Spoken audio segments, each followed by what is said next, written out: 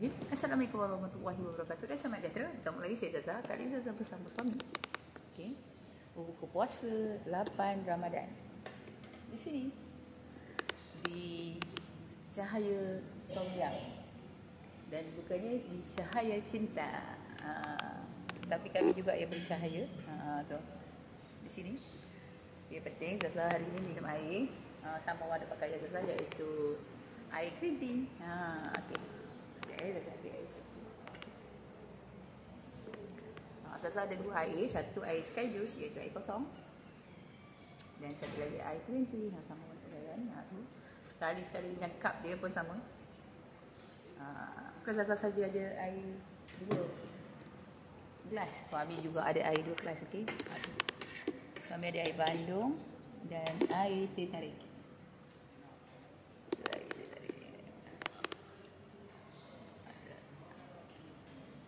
Teh panas. Okey.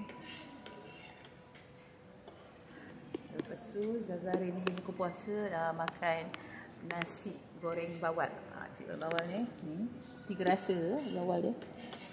Okey, ni bawal 3 rasa. Kita nampak. Lepas tu tom yum seafood. Tom yum seafood dia ada sotong, ada udang. Lepas kita ada kailan ikan masin. Kami buat kailan ikan masin dan telur dadar.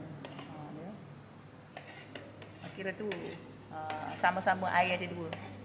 Kira suami ada 2 air, Zaza pun ada 2 air. Okey.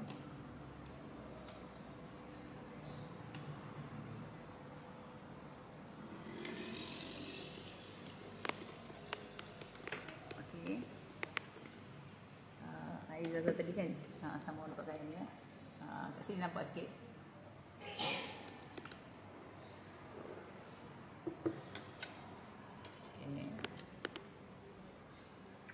Okeylah. Terima kasih kepada anda semua yang dah subscribe YouTube kami yang dah 1.37k. Alhamdulillah. Dan sekiranya anda melihat ada iklan, jangan skip atau langkau, teruskan menonton. Terima kasih. Dan ajak rakan-rakan lain terus subscribe dan sokong kami.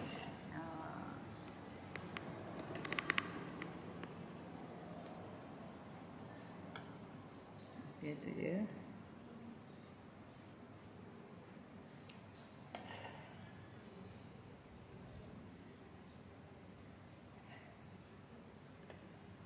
Nasi goreng. Selalu kadang-kadang set bawal dia jadi bukan nasi goreng, nasi putih. Tapi kali ni set bawal dia adalah nasi goreng ikan bawal 3 rasa. Dia lain-lain, lain tempat lain. Dia punya masakan. Kita cuba. InsyaAllah sedap semuanya. Tapi yang penting berada di cahaya cinta ataupun restoran ini yang bernama Cahaya Tom Yum. Cahaya cinta akan sentiasa berada bila bersama suaminya. Tapi ini bukan Cahaya Cinta lah nama restoran dia. Nama restoran dia Cahaya Tom Yum. Apa pun bagi biasanya, jangan lupa subscribe, like, share, komen YouTube kami.